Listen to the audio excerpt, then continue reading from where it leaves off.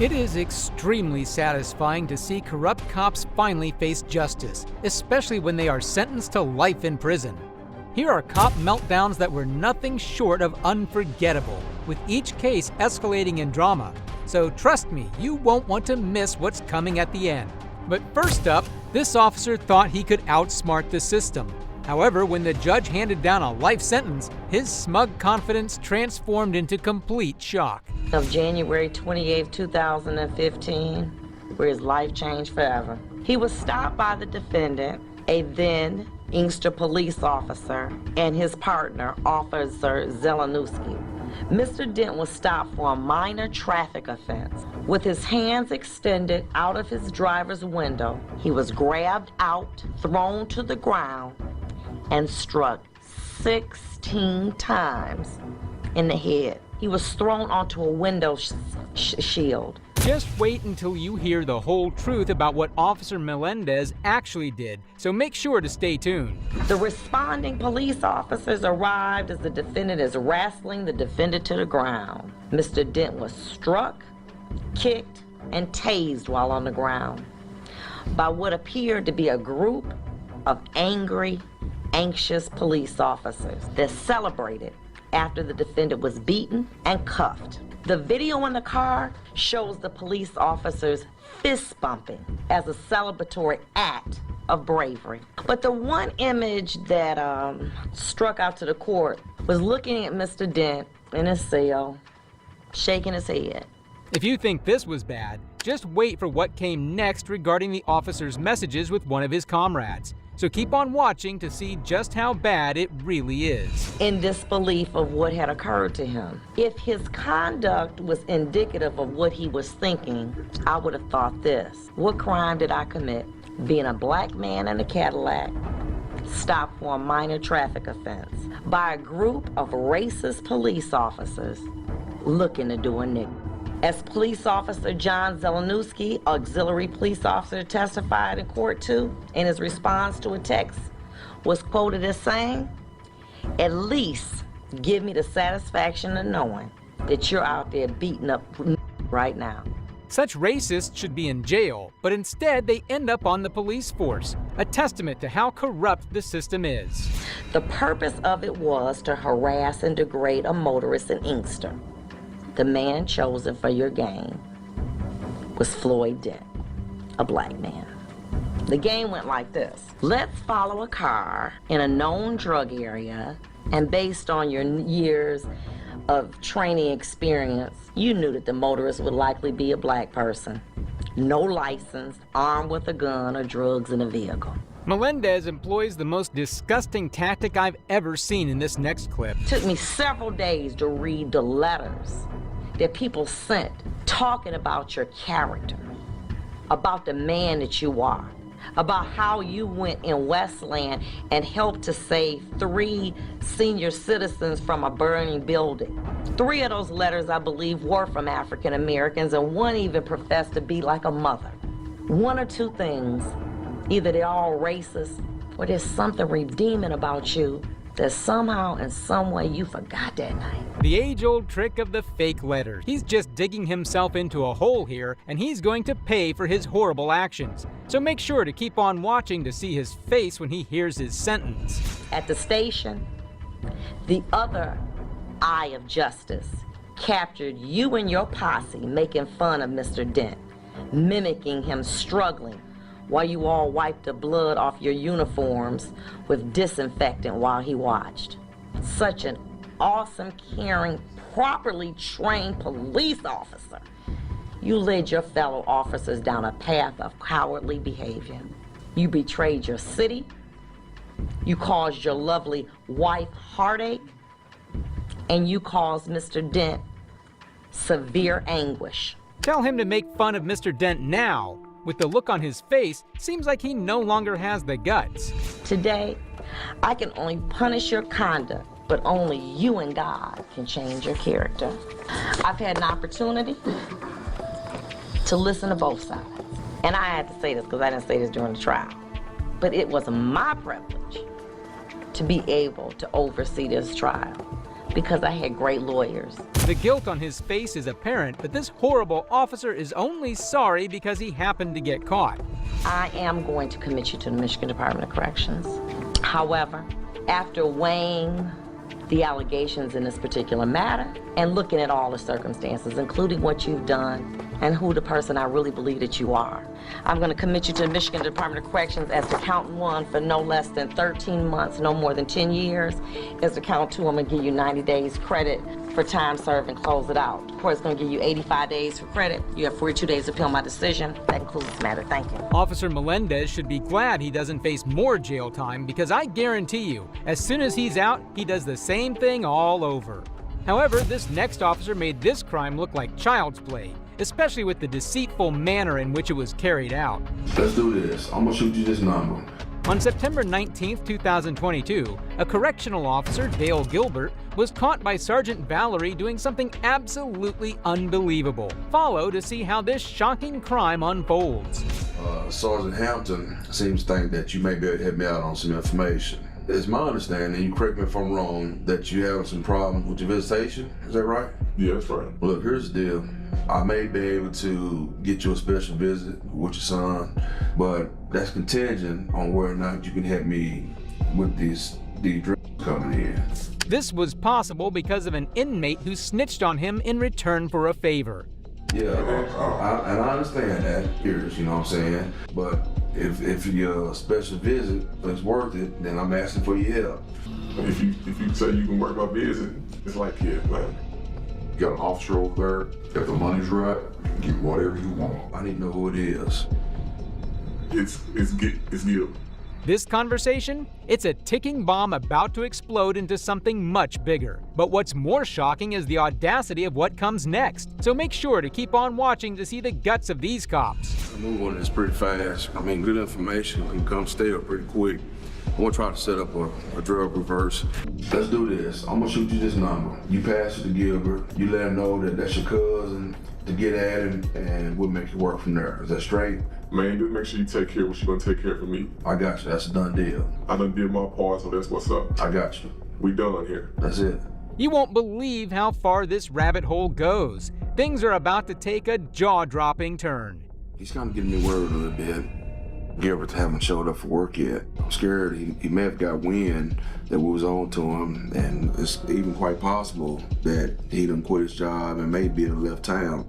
I mean, it's happened before. Could Gilbert really have disappeared, taking all his dirty secrets with him? Or is something even darker at play? Make sure to stay tuned to see just how deep this goes. Hey, buddy. Okay, you got a hold of him. Okay, look here, we'll take care of it from here.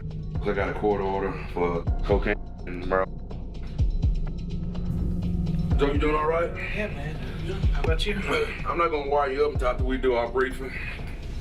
You're planning on actually doing the exchange and take that him here? No, sir. Right up here to the beach, right outside. And in a perfect world, what I want to happen is him to pull in to one of these slots right here, where Joe can just walk up to the car. And now it's clear. This is no small operation. You won't believe the squad's next move. We have to use extreme caution when dealing with a person like this. All our correctional officer staff have concealed carry weapons permit, so we're going to treat Gilbert as if he is armed and dangerous. Might decide to start shooting or want to fight or take out running on us. You back a guy to a corner and things are subject to go left real quick. Walking into a situation that could explode into bloodshed at any moment. And with a man like Gil, the stakes couldn't be higher, so make sure not to go anywhere. I'm in room 123. How far out? I ain't that far away. I'll be like you back. All right, I'll be watching for you. Like him making the circle here, just fixing to pull in the parking lot. All right, he's making a circle. Ready, everybody just stand by where you at. Stand up, cash, stand by. The moment we've been waiting for is almost here, and how it all unfolds will stun you. Approach Freed Park. Subject accepted the package of contraband, the drugs, the cell phone, accepted payment for it. All right, listen, 8 o'clock, you help search this vehicle. He was bragging practically about all the contraband he's brought into the prison. Just when you think things couldn't get worse, things that are revealed send shockwaves throughout the entire operation. There is more to come, so make sure to stick with us. Let's bring a chair over here. All right, you just have a seat right there. Go and advise him his rights. You know what happens next? I don't guess. We going to jail. Gil's smug attitude won't last long when he's going to be sentenced in the court. Justice has never sounded sweeter, especially when the corruption gets caught on camera. What's most unsettling about Gil's downfall is the sentence he received, 94 days. It's a frustrating and dark reality. It serves as a glaring reminder of the system's failure to truly hold its own accountable. This next criminal takes things to a whole new level, like this mafia member getting punished for his horrific crimes now. One for each stitch that I received in my mouth. In October of 2024, Arizona Mexican mafia member Ramon Bueno got into a near-fatal altercation with an officer. The man was put on the stand for his crimes, which will disgust you to your very core. We are on the record in State of Arizona versus Ramon Luna Bueno, CR 2014-149887-001 and CR 2014-149. Oh, just that case. Counsel, appearances, please. Good morning, Your Honor. Ellen Dahl on behalf of the state. Good morning, Your Honor. Vernon Lorenz appearing on behalf of Ramon Luna Bueno.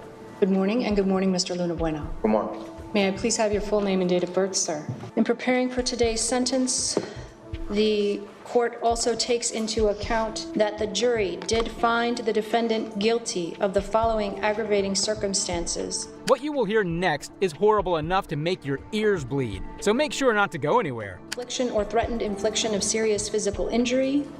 The offense involved the use, threatened use, or possession of a deadly weapon or dangerous instrument during the commission of the crime, specifically a gun. The court would note that the defendant's prior felony convictions would serve as an aggravating factor as to counts 2, 3, 4, 5, 7, 8, 9, 11, and 12.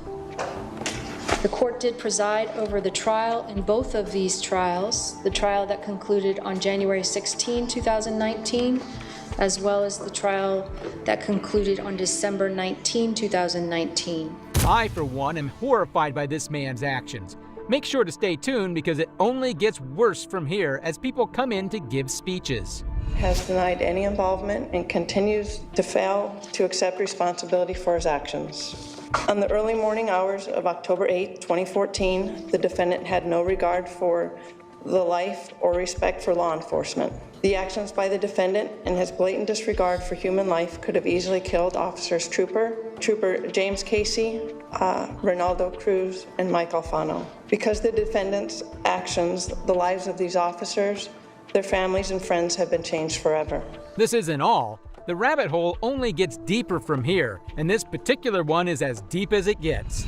A task force was established to apprehend the suspect. Employees were pulled together from other units within the Phoenix Police Department, and they were assigned to work 12-hour shifts to assist homicide investigators without any days off. The investigation was exhausting on all investigators involved, and personally, I was without sleep for several days worrying about the defendant as to whether he was going to kill, injure, or seriously disable anybody while on the run in his effort to elude police. The defendant was a known violent gang member and would not hesitate to hurt or kill others in furtherance of his criminal street gang. Look at the man.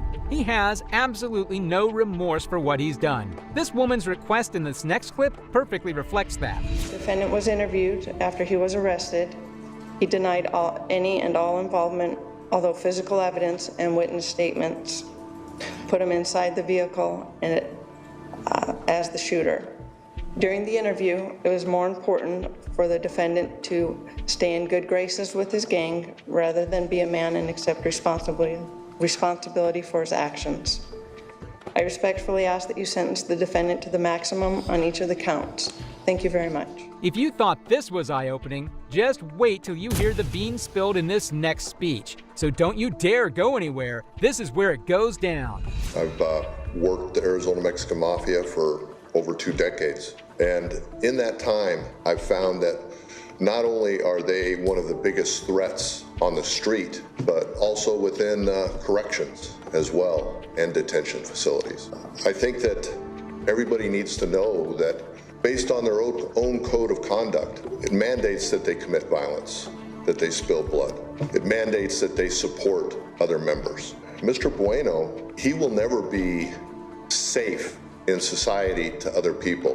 What the investigator will say about Mr. Bueno next will show you how absolutely despicable he is. The actions of Mr. Bueno, those are brownie points for him, Your Honor. Not only will he have elevated status and reputation within the Arizona-Mexican Mafia, but within the ranks of inmates overall because of his actions of seriously injuring a law enforcement member, nearly killing him. And the other thing, Your Honor, is we have statutes for a reason dealing with criminal street gang members. They are one of the biggest threats to society there are. Now we move on to the most moving of them all, the speech of the victim of Bueno's horrific crime. So definitely make sure not to miss this. When I was testifying, the couple of things that I will mention is, one, originally I was going to ask you to sentence him to, I know numerically it's not possible, to 155 years in prison, one for each stitch that I received in my mouth, but obviously that's not there. I would ask you, though, I'm in concurrent with Attorney Dahl. I would like you, if possible, to run all these sentences consecutive as long as possible, so he will never see the light of day. He is a very dangerous man. Had he just kept still that night, we wouldn't be here. I would have dealt with the driver. What Bueno's lawyer attempts to do in this next clip is truly disgusting. Position to decide what the sentence should be. And you're perfectly situated for that because you heard both trials, you've seen the pre-sentence report, you've heard the arguments of the state. All I ask is that you fashion a sentence that's just, that you take into account the things I put in my sentencing memorandum. Should also point out that Mr. Bueno's got his sister Ida in the gallery to your left and some other loved ones, family and friends. Ida's chief among them. She was here as often as she could during the trial, as often as she could be here. So that's what we ask, just a fair and just sentence. Mr. Bueno respects the work of the jury, but he respectfully disagrees with their verdicts. He thinks he can butter up the judge, but there's no escaping for Bueno now, especially after he speaks himself. Mr. Bueno? I would just like to say that I am sorry for what happened to James Casey. Regardless of what they continue to say about me, that he always been in my prayers. But I also like to ask James Casey, as well as Ellen Dahl, if they can look up in the Lord's book and look up Exodus chapter 20, verse 16. That's it. Thank you. Say that I understand my role here today is to mete out justice, and I will do so. I will be imposing a sentence that I believe is fair and appropriate. There is no escape for Bueno.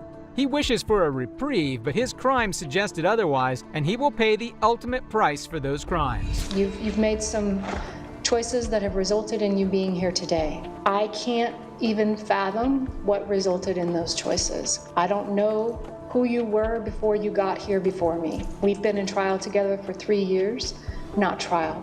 We've been the judge and defendant for 3 years, and you have been nothing but respectful to me, and that you have made choices that have resulted in grave harm to many, many people. But what I'm sentencing you for today is the harm that you caused to the people in this case, keeping in mind the history that brought us here. This is not an action that occurred in a vacuum. This is an action that occurred after a lifetime of other crimes, and those crimes suggest to me that you are a danger to society, in addition to these crimes. Contact with the victims, and the defendant shall pay restitution for all economic loss to all victims. The court is retaining jurisdiction over restitution on counts 2, 3, 4, 5, 7, 8, and 9. Ramon Bueno has been sentenced to almost 100 years in prison after the October 2014 shooting of an Arizona Department of Public Safety trooper. Think that's wild? Here's another tyrant whose cocky attitude completely crumbled as the verdict was read. 1828. Get out of the car. Then get out. No, then get out. Get out of the car. Get out of the car. Get out of the car. The vile cops continued pummeling the pregnant woman with orders, even after filling her chest with lead. 2 shots fired. Shots fired. Stop the car. Stop the car. We're gonna have a 34 on. We called him out. He's gonna be out. While Takia and her unborn daughter unfortunately passed on, the cop got put on paid leave. But things wouldn't turn out so well for the devil in a uniform. He never had to pull that gun on her, ever. It wasn't called for. He was a bully with a badge. I wanted to see Connor Grubb pay for what he did because it was wrong. It was wrong for him to take her and her baby out of here like he did. And I seen it on his body cam video. Grubb should have thought twice about pulling the trigger because Takia's family would make him regret it for the rest of his life. I'm Sean Walton. I represent the family of Takia Young, and I'm here today with Takia's grandmother. Today marks a solemn victory in the pursuit of justice for Takia Young and her unborn daughter. Grubb now faces 4 counts of murder, 4 counts of felonious assault, and 2 counts of involuntary manslaughter. Even though a grand jury found the corrupt cop liable for ending Takia's life, the response of his police department tells you exactly what shade of evil they are. I'm Blenheim Township Chief of Police John Belford. A grand jury's indictment is merely the first step in the legal process, and Officer Grubb is presumed innocent like anyone charged with a crime. We're starting the disciplinary process immediately. After reviewing the facts, the trustees will decide on the necessary disciplinary actions. I want to be very clear, we're not passing any judgment on whether Officer Grubb acted properly. We haven't seen the evidence. However, since people who've been indicted may not legally possess a firearm, the indictment against him leaves us with no choice but to immediately begin the disciplinary process. At least this officer has some sense, unlike his homicidal comrades. I'm hurt. What they just did was wrong because they just letting him walk out the jail. They let him walk right out. But it's tough because they're going to go home and think about this. Tomorrow they're going to think about it, and every day until there is a conviction. So to stand strong until conviction. The court has left the cop walking on thin ice for now, and in the future, possibly behind bars. Glendon Township Police Department Officer Connor Grubb was indicted on 4 counts of murder, 4 counts of felonious assault, and 2 counts of involuntary manslaughter. The trial to convict Officer Grubb is still ongoing. An indictment would be disastrous for any cop, but the insanity in the next case makes this one look like child's play. On 6th of September 2018, an off-duty officer in Dallas named Amber Guyger walked into her neighbor Botham Jean's apartment and did something outright horrifying. Dallas 911, this is Carla. Where's your emergency? Hi, this is an off-duty officer. I need EMS. Okay, you're with Dallas PD, right? Yes. What's going on? I'm an off-duty officer. I thought it was in my apartment, and I shot a guy thinking it was my apartment. He shot someone? Yes, I thought it was my apartment. I'm gonna lose my job. I thought it was my apartment, and I shot a guy thinking it was my apartment. He shot someone? Yes, I thought it was my apartment. The operator was stunned, but this awful cop couldn't stop digging a deeper hole for herself with her horrible excuses. I thought it was my apartment.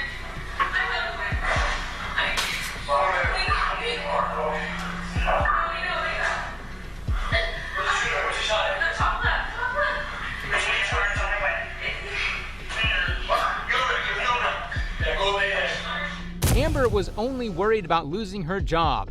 However, this heartless cop should have been prepared for far worse. It's about 9:10, 9:15, and I go up. It's a circle garage. I go up. I was 100% sure I parked on the 3rd floor. I was like, so lucky. It's like I got a front spot. Usually it's hard because I always carry my equipment. So it's like I didn't have to walk a long ways because that hallway I always walk down is so long. So I get out, I go down, and make left onto the hallway where my apartment's at. Speaking so no one can hear her seems to be her only strategy. But what she is about to say paints a dark light on the horrifying reality of what occurred in the apartment. And I put the key fob in the door, and I don't even have to turn it. It's like the door is already cracked or something, so I push it, and I hear some movement around the apartment, and so I automatically draw my gun thinking somebody's in my apartment that doesn't belong there. I'm the only one that lives there. No one does. And so when I open it, I pull my gun. I still have my bags and everything. I pull my gun out, and I see a dark body, like a silhouette, just standing in the very back. It's dark inside. I can't see anything. Amber makes excuses that she couldn't see the victim, but you'll be shocked by how crazy her excuses for this despicable crime go. I say, let me see your hands. The person keeps moving around. I can't see where his hands are going. And so at that point, I feel like you're gonna kill me.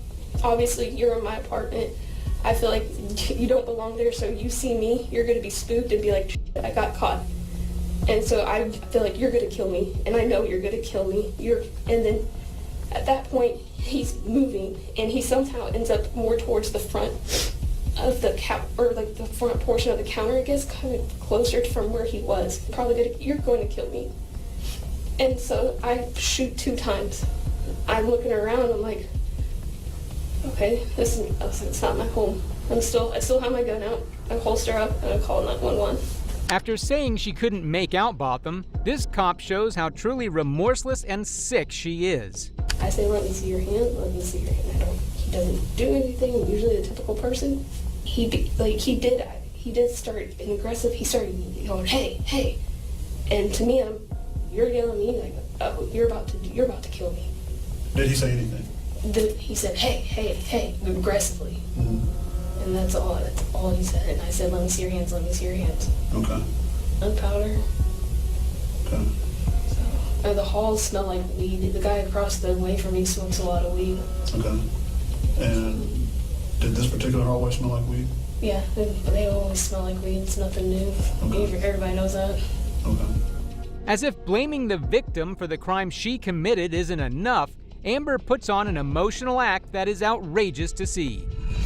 Trying to do compressions and stay on the phone with 911. I'm telling him, I'm sorry.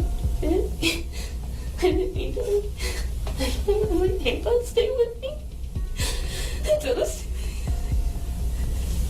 But I got the apartment number. I had to walk outside. And I walked back in and continued trying. And I'm sorry. This twisted officer must have no shame because her crocodile tears still don't seem to end.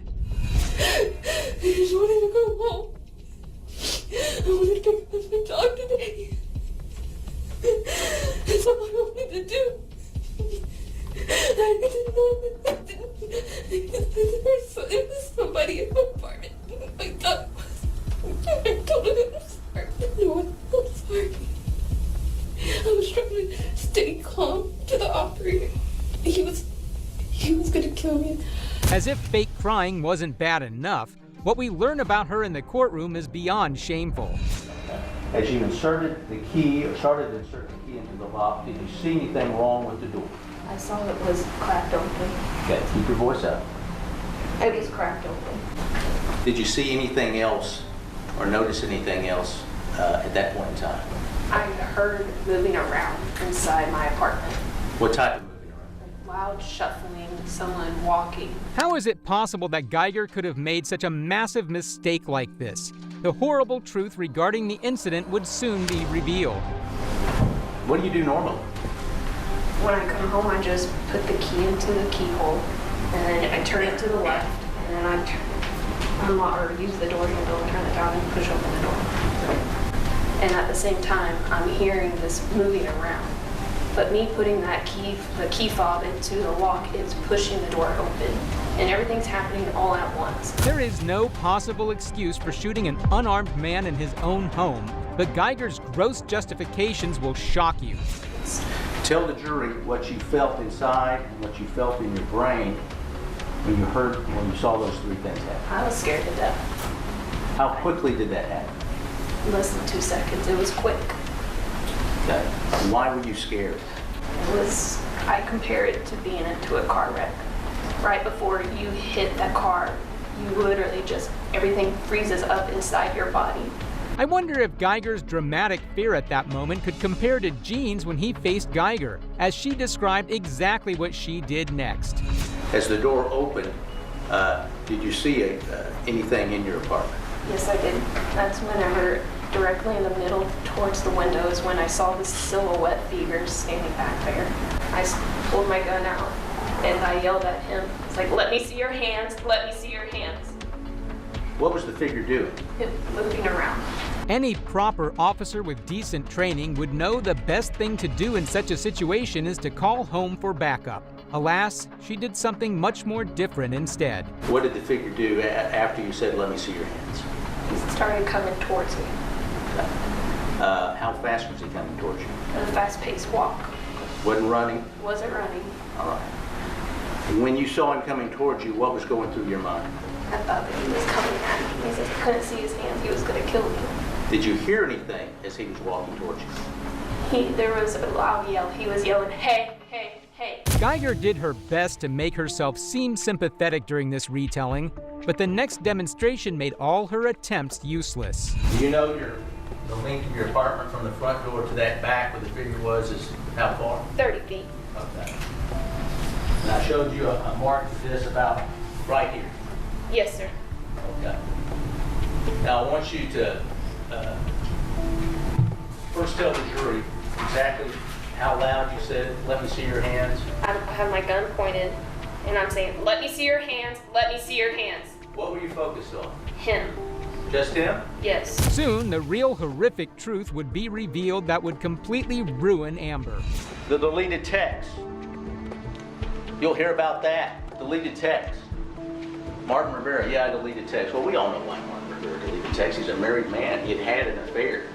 He was sending sexually explicit text messages and photos with Amber Guyger. He didn't want his wife to find that out. Amber Guyger always deleted his messages. The way this hidden affair of Guyger's ties into the case really is the cherry on top. He was supposed to come over, and either Amber Guyger was so excited she made all these mistakes, or she was so disappointed. That's pure conjecture, but they use an email or a text from Martin where he said around 5:55 p.m., when can I come over? The way the defense disgustingly tries to twist this information into her favor is insane. First when they come over, they go, told you that. Martin Rivera went to a Boy Scout meeting. Then he went to the gym, and then he stopped to get something to eat. And was his habit when he was out doing that, he would call Amber Guyger. And they told you that, yes, they'd had a sexual relationship, but that had ended either late 2017 or in early 2018. I feel like a terrible person. I feel like a piece of crap. I hate that I have to live with this every single day of my life. And I ask God for forgiveness, and I hate myself every single day. I feel like I don't deserve the chance to be with my family and friends. I wish he was the one with the gun that killed me. I never wanted to take an innocent person's life. Amber seems to think a few tears will let her get off scot-free, and she still continues to dig her own grave on the stand. Well, she is horribly mistaken. Why couldn't you have given him full, undivided, and proper attention? I was still on the phone with... You can put the phone on speakerphone, ma'am. I had so much stuff racing through my head. Did you properly perform CPR on Mr. John? No, I did not. As if Amber hasn't made enough of a clown show, the memories her victim's mother shares of her son will certainly make you hate her more. Do you swear or affirm that the testimony you will give will be the truth, the whole truth, and nothing but the truth, so help you God? I affirm. Thank you. Please make yourself comfortable. So do you recall when this photo was taken? Yes, this photo was taken when both of them was vying for president of the school council at the Harding University. We're going to come back and talk a little bit about that, okay? And State's Exhibit 326. Who was that? Yeah, that's both of them. It was at my retirement. The true story of Botham's heroics start here, but they certainly won't end quickly. Do you recall this photo? Yes. If the lady is, again, one of the people that both of them reached out to in the community. Both of them found out that this lady's birthday was on the same date with mine. That was March 11th. So he went to visit her with his friends, and he just went to sing with her and just made her happy. There's another photo, that has a cake. So he brought her a cake and he just stayed the afternoon just singing with the group. Every word paints the life Amber took away even more precious. But the story of Botham's heroics don't stop there. He just walked around the community and he just reached out to the people who he thought needed help. So he cleaned her backyard and then they just sat there and he just sang with her. Ms. John, did your son have a passion for helping others? That's right. This is actually a blind man and another person that he went to visit. And what he's doing there is singing to him. Such a gem of a person that Guyger snatched life from. What she did was unforgivable. But the family will surprise you in just a little while. That Botham was no longer with us. Do you recall where you were?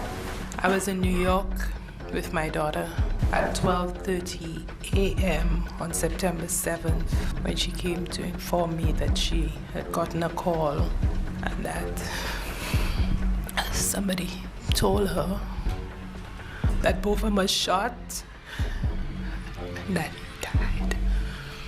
Botham's stories only get more and more heartbreaking from here. The testimony you will give will be the truth, the whole truth, and nothing but the truth, so help you God. Are two really, really good friends of both of ours. And they asked him, they wanted him to be a part of their wedding, and they asked him to be the officiant. You and Botham, I guess, kind of always bounce off his problems with you or your problems with him? Always. Yep. He would call me after work if it was a tough day or even if it was a good day, and I was the same. When I lived in Dallas, I had a hard time figuring out what I wanted to do with my career and what I wanted to be. Botham was always there, encouraging. Up next, some more fragments of truth regarding the ghastly case. Hear from Karen McCoy, which was Joshua's mother, who lives out of the state, and she suspected foul play. Called to 911 is around 10:36. Ran back to my apartment because I didn't really have anything to help him with. Got some items to help stop the bleeding. He was a more important witness than folks understood. Whether or not he was so important that somebody would want to take him out because he testified in this case, I can't say right now. Just stay tuned. In this next clip is probably the most satisfying part of the case. We, the jury, find unanimously that the defendant did not cause the death of Botham John while under the immediate influence of sudden passion arising from an adequate cause, and assess the defendant's punishment at 10 years imprisonment in the Texas Department of Criminal Justice. Is there any legal reason why this sentence should not now be imposed? It is therefore the order, judgment, and decree of the court that you be taken by the Sheriff of Dallas County and safely transported by her to an agent or representative of the Texas Department of Criminal Justice, and there you shall be confined until your sentence is discharged. As if the long sentence didn't shock people enough, what Botham's brother did next shook hearts and minds everywhere. I can speak for myself. I forgive you, and I know if you go to God and ask Him, He will forgive you. Again, I'm speaking for myself, not even bad for my family. But I love you just like anyone else. I'm not gonna say I hope you rot and die just like my brother did, but I my family or anyone, but I don't even want you to go to jail. It seems Botham's kindness lives on in his brother, but he takes forgiveness to a whole nother level with what he is about to do. Can I give her a hug, please? Please?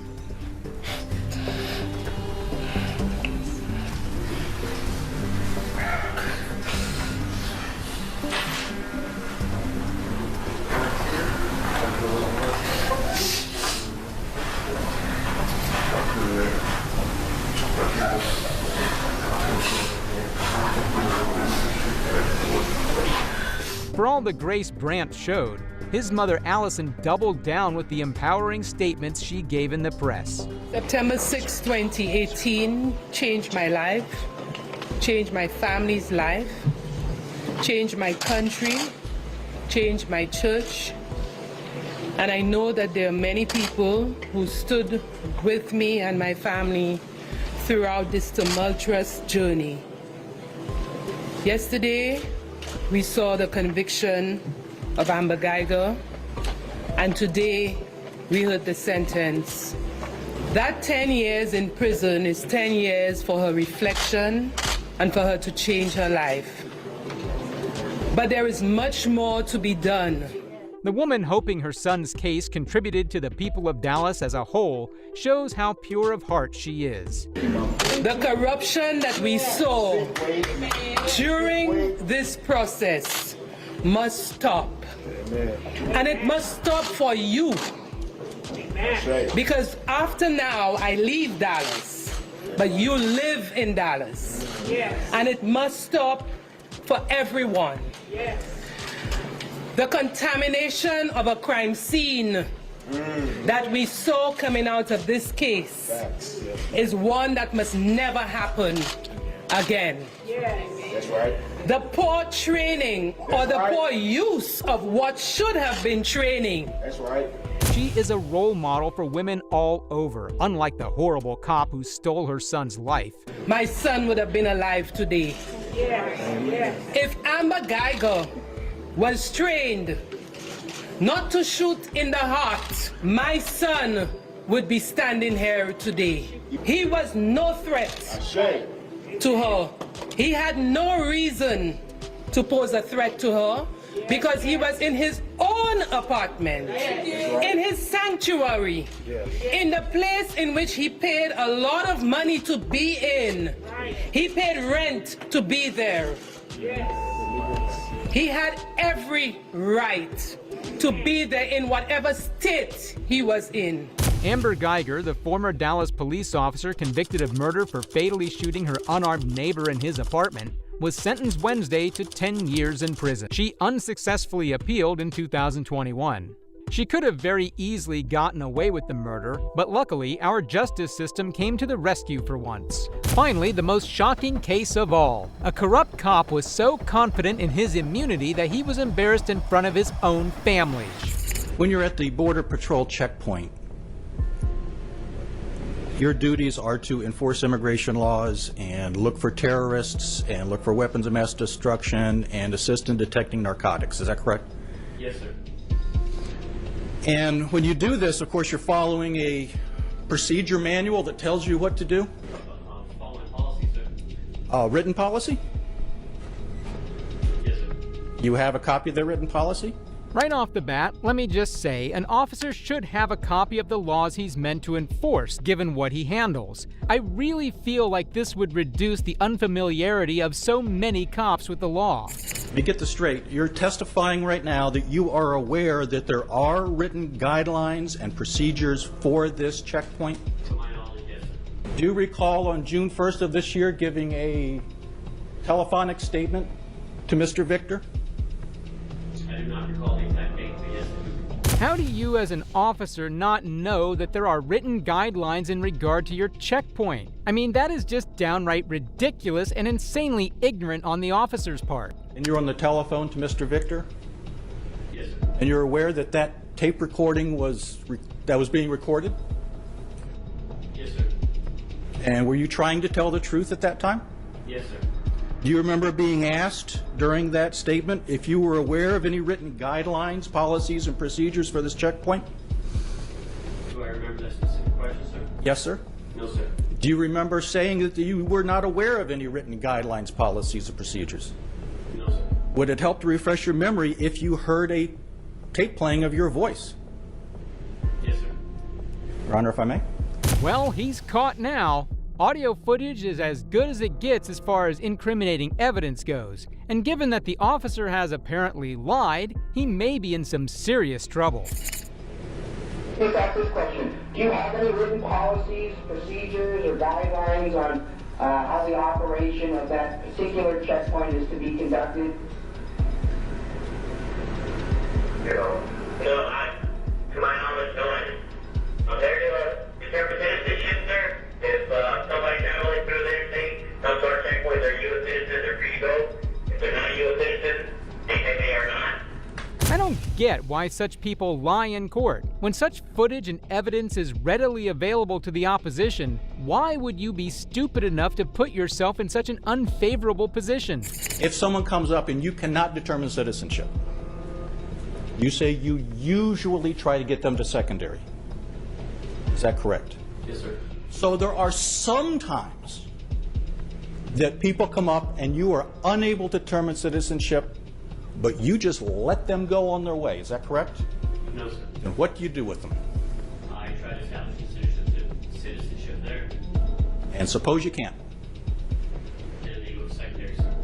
The attorney has Gomez flustered. With each answer he gives, he digs a deeper hole for himself, and he obviously has no idea what to do. I don't even believe the reason of his humiliation is the attorney's cunning, but it's his own sheer stupidity. To be honest, I'm loving it. Mr. Anderson was sent to secondary inspection because of the dog alert. Is that correct? It was a combination of both immigration and the canine alert, sir. Okay. So you're saying part of the reason he was sent to secondary was immigration, not the dog alert? Yes, sir. But wasn't the decision made to send him to secondary, wasn't that decision made before he ever got to you? Yes, sir. And the decision was made, or you got the signal from Agent Spoonamore? Correct. Before any immigration question was asked? Yet another contradictory statement. Gomez has dug himself into a hole that he just can't get out of. Each answer he gives, no matter what he says, the lawyer will just keep on adding pressure onto him as he's doing now. He could have pulled up to that primary checkpoint with a passport in his hand, and he was still going to secondary. Is that correct? Correct. Is there any better documentation of U.S. citizenship than a U.S. passport? No, sir. So it didn't matter what he said, he was going to secondary. Yes, sir. Because the dog said so. Because the canine alert to the vehicle, sir. Is a canine trained to alert to people here illegally? No, sir. According to Agent Gomez's logic, it was the dog who sent Mr. Anderson to secondary, so he evidently isn't the sharpest tool in the shed. Agent Gomez was unable to get away with his transgression and mishandling of the situation at hand, and was thus reprimanded accordingly. However, while Gomez was reprimanded, I can't say the same for the cops in this next case. You call PD for me. Don't you touch me. Don't you touch me, sir. In February of 2024, owner of YouTube channel JC News Now was conducting an audit at the Springfield Town Hall. However, he wasn't welcomed with open arms when he went in there, and the arrival of the police made it even worse, especially since they had a tussle with him in a prior incident. Yes, sir. I need 2 officer complaint forms. Statement forms or complaint forms? You can shut that off. Complaint forms. Phil, you shut it off. No, sir. Okay. Just complaint forms will work. You want complaint forms? Yes, sir. And I'll get out of your hair. What's your name? None of your business.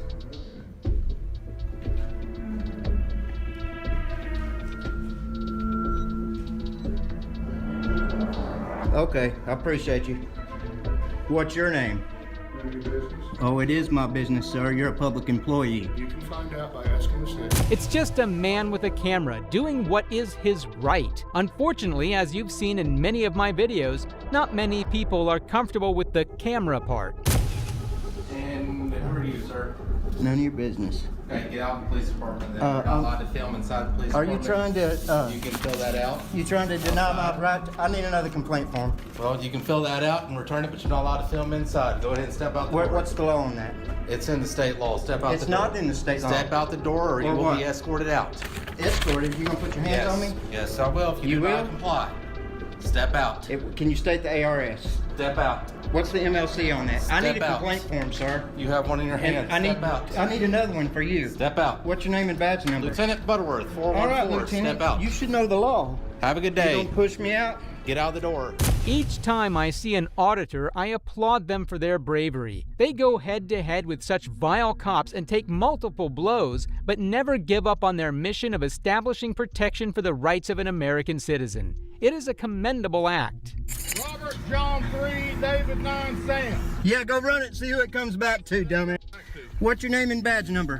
What's your name? What's your badge number? What's your name and badge number? What's your badge number? None of your business. I'm a private citizen. Like a cop? Do I? Do I look like a cop? You got a name and badge number? You gonna identify? I ain't got nothing. You gonna identify? Who are you? None of your business. Who are you? None of your business. What's your name, boy? None of your business, boy. What's your name, boy? None of your business. Look at this, Hey, y'all. that's a nice little do-rag you got up there, man. You like that, do you? Like a... All right, get out of here, punk. What a great video. All right. In a previous audit, JC was verbally abused by this police chief. Such unprofessional and disgraceful cops should never be allowed to rise to such levels of power. This only highlights the deep issues that are within the police force today. What's up, everybody? I'm back here at the Bush Municipal Building.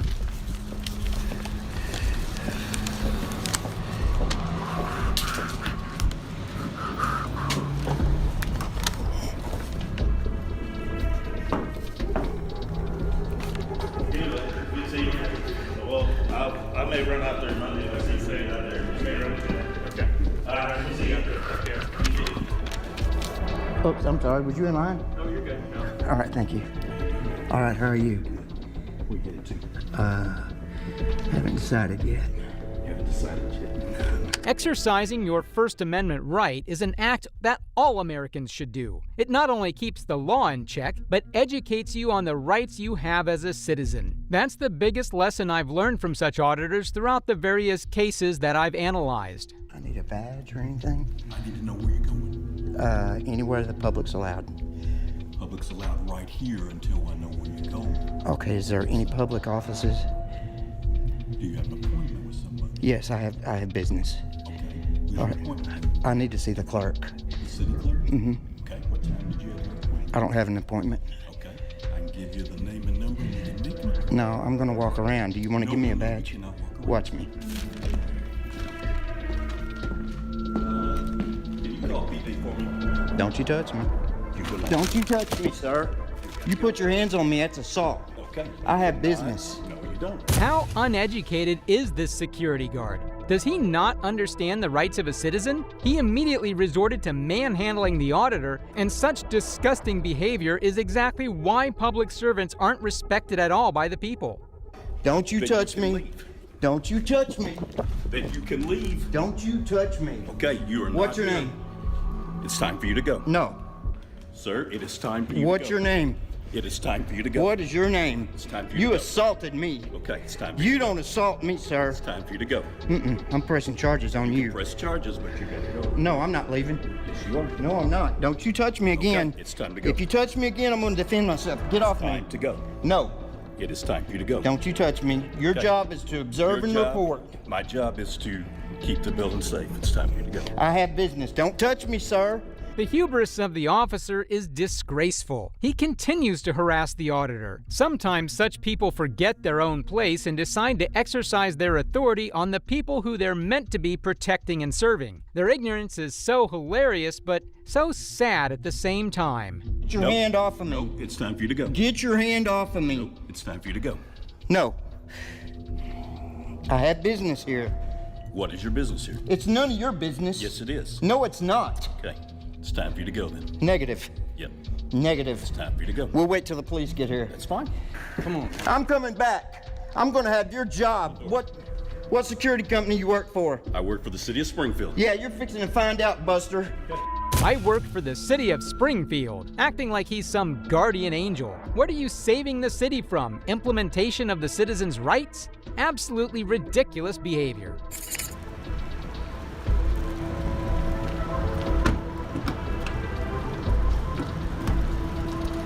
All right, I'm gonna go in and do my job. Thank you, man. I appreciate you, GA. I love you, bro. I love you, bro. Don't get in too much trouble. How are you? Yeah, I'm Jimmy. Okay, so I'm gonna put you in handcuffs. You gotta put the phone down, okay? Why am I going in cuffs? You have felony warrants. No, I don't. Yeah, you do. Out of where? I'll tell you whenever dispatch runs it, okay? Here, hold my phone. Jimmy, I love you, man. I love you too. I don't have any warrants. I'd like to report an assault. Okay. So the police now arrest him for a previous totally legal audit? Every time I do one of these videos, I'm reminded of the haunting truth about our police system. It serves only itself. and not the people. I'm here to keep recording, that's fine. Howdy. Step back a little bit. Sure. Michael. 119898. All right. That's the code to my phone. Call Josh. It's under AFA Josh. The officers clearly have no remorse for their actions. Look at their faces. Those are faces of men willing to take as much advantage of the corrupt system as they can. Hey, is this a non-emergency number? Yes, it is. How can I help you? Okay, never mind. You don't know who I am. I'm curious if I've got a warrant out for me. Okay. What was your last name again? Haig, H-A-A-G. My name's Angie. Thanks, Angie. I appreciate you. Have a good day. You too. Bye-bye. Bye. All right, there you have it. I don't guess I have a warrant out of Douglas County, so I guess we're good to go. So I'm back in business, y'all. Let's get it on.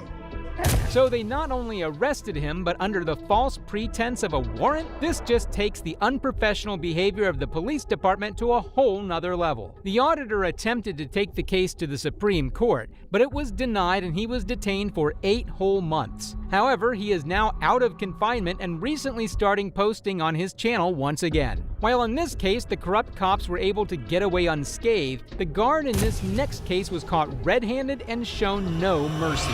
I mean, not just my family, I think both family lost a lot. On January 26, 2017, at about 11 p.m., Zhaisheng Chen was sitting in his minivan playing Pokemon Go when he was approached by a Chesapeake security guard, Jonathan Cromwell. The guard shot Zhaisheng several times, and for this, the matter was taken to court. We just try to prevent, we want our next generation to live in a safe environment. It's always a big question how a person can turn to that evil. Everybody in this group feel the danger because, if a person can shot seven bullets to an innocent man, every court hearing is a historical moment for our community and also for Hampton Roads. I shot because I felt like he was going to run me over. It brought up questions by the forensic technician of what my hobbies were. And so I just wanted to show him the video. Yes. You feel that today? Extremely. You shot because you felt you were going to get run over? The most surprising part about this that completely nullifies his given statement is the fact that the shots he fired went through the side of the car. The family lawyer is absolutely right. Everyone in the group should feel danger, especially when there are people who would kill them for no reason. We, the jury, find the defendant guilty of second-degree murder. You can't just kill people. It's a life. It's a life. The case is still underway, but I will be back Monday morning to fight as hard as I can for Jonathan, just like we fought the last 2 weeks. He's always reaching out to us to fill him in on stuff, and being everything that we tell him is recorded, we can't really say a whole lot to him. Very frustrating not knowing the information's not getting where it needs to be. If it gives him a better chance of getting exonerated, 2 months is a short time to ask for a lifetime. I feel bad for his father. He's clearly in pain because of what his son did. Such people not only cause immense pain for the victim's family, but even to their own blood with their heinous actions. Not a single day went by without thinking my uncle. Like we kind of talked earlier about, doesn't matter how this jury goes or how the sentencing will be, nothing will bring him back. Not just my family, I think both families lost a lot. As far as how we feel about the verdict, obviously we are disappointed. I'm sure if Jonathan had been given 10 hours to analyze his situation, he may have come to a different conclusion than he did in the seconds he had. Our agenda going forward remains the same, to support Jonathan in any way we can. The justice was served again today. I stated that when the jury returned their verdict. Well, it's not fair because he shouldn't have been convicted of anything. I respect the judge's decision. We understand it. We simply have a good faith difference of opinion. So there are a number of things here that we think an appellate court needs to review. All of our evidence is on the record, and we are now ready to fight to uphold the conviction on appeal. Well, a 30-year sentence is pretty huge, but I doubt he would have gotten it if he really shouldn't have been convicted of anything like the lawyer claims. The loss of a man's life is a huge deal, not something to be taken lightly. Jonathan Cromwell was sentenced to 30 years in prison on Monday. Earlier this year, he was convicted of second-degree murder for shooting 60-year-old Jiang Sheng Chen. Much like in this case, the guard in the next case also gets the due punishment for his heinous crimes. This tragic loss of my husband has devastated me in every way. On May 29, 2021, 49-year-old Freddie Nelson Jr. was confronted by the security guard Logan Gimbel, who had caught him for trespassing. Unfortunately, the situation only escalated from there.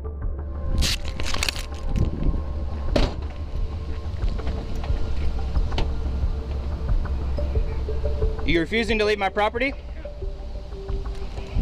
Oh, you fucking asshole!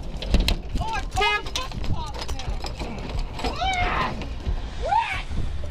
fucker! Fucking asshole! I told you to leave property! I told you to leave property! You've been trespassed and warned multiple times! I called the police. Freddie is hostile and non-cooperative with the officer so far. I mean, as long as the officer does nothing stupid, everything should be all right, right? Get the f*** out the vehicle now! You already tried to hit me once! You move this vehicle again, I will fire! Oh my God! I told you to stop and do not angle the vehicle at me! Call the authorities now! Oh God! Help me! I told you not to move the vehicle! I told you! You call 911 right now! Oh my God! You fuck! I don't care what Freddie did. That wasn't even near as big an offense needed to pull the trigger on a living person. People who arm such mentally ill guards should be charged with the same crimes that the guards would be tried for. That man is responsible for putting people in danger and the loss of Freddie's life. Freddie! Freddie! It's Freddie! Ah! Oh! Oh my God! Oh! The security guard just shot my husband! Oh! Oh! Freddie! Freddie!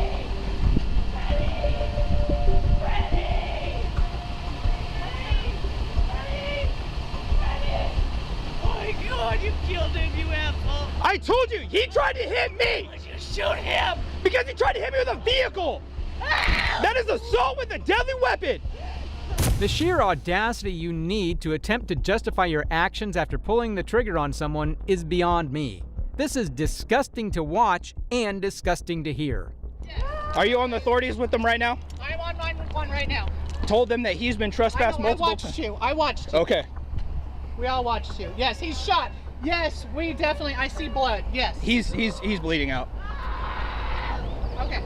Do they want me to render aid? I don't know what to do at this point. You want security to render aid? Are you calling medical? What do you want them to do? I'm right here standing by. My camera's on. Everything's been recorded. Luckily, now that everything's on camera, Gimbel will pay for his crimes and the pain he has caused Freddie's family throughout his actions. He took my best friend and partner of over 30 years. He took the father of our 3 children and our grandson's grandpa or papa. I pray that someday I can have a forgiving heart so that I can move on with my life. As of now, I cannot see how I can ever learn to live with this pain. Not 1 hour has passed without thoughts of my husband, and many tears have been shed. I want to say to the Nelson family, I'm sorry for the loss that I caused.